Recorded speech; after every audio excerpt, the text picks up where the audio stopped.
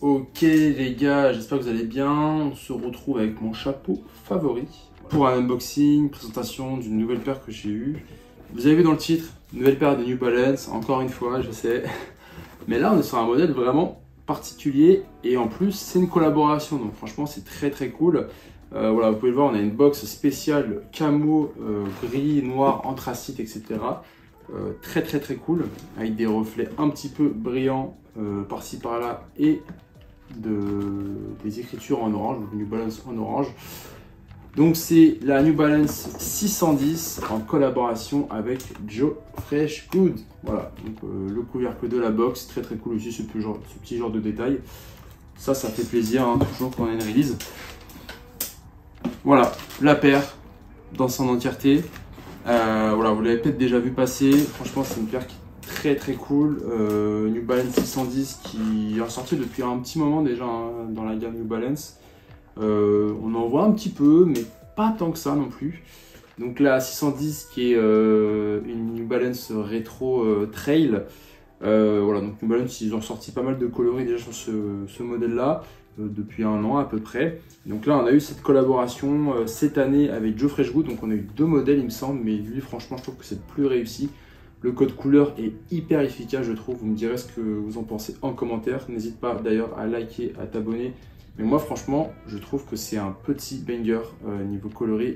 L'association des empiècements donc en cuir daim, alors c'est un peu une matière assez particulière, hein. On dirait du cuir mais ça a un effet suédé un petit peu, beige avec des petites broderies, un peu dorées comme ça, façon carte aventure, etc.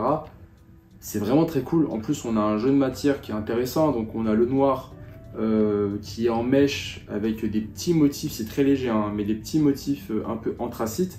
On a tout ce qui est au niveau de la cheville, qui est en tissu bronze un peu nylon, façon nylon tressé. On a tout ce qui est pareil, empiècement orange, pareil on dirait nylon un peu façon sac à dos aventure, c'est très cool.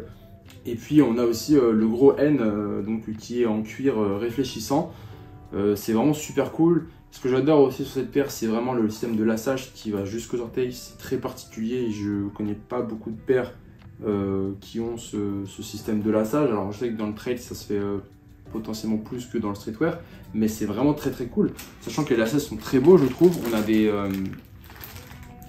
alors on va voir sur celle-ci, on a des bouts en métal, donc vraiment les lacets sont hyper quali.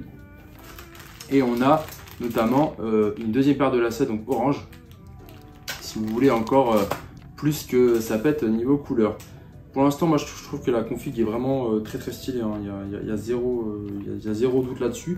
Je le mettrai, je pense, un bon 9 sur 10 sur cette paire.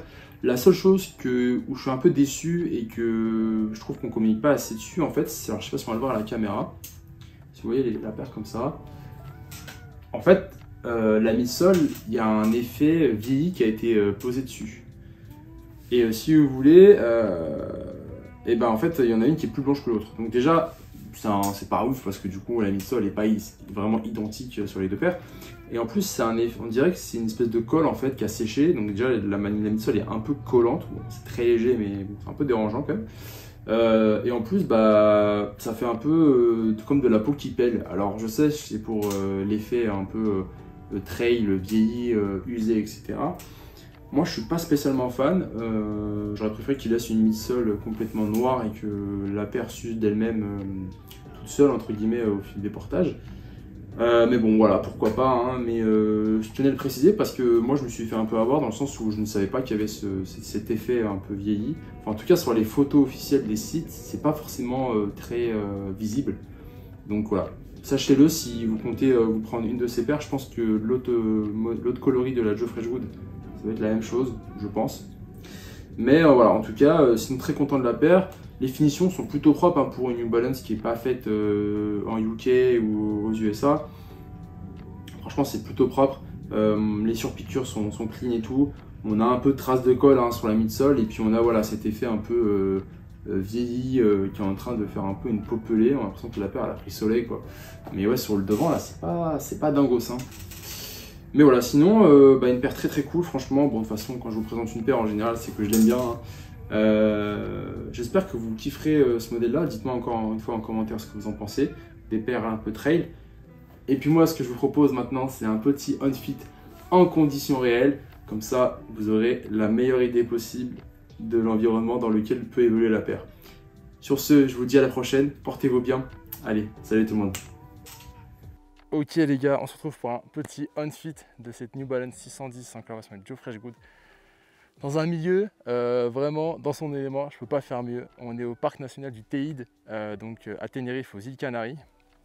On a le Teide qui est juste là-haut, donc là on est à peu près à 2000 mètres. Le sommet est à peu près à 3800 mètres.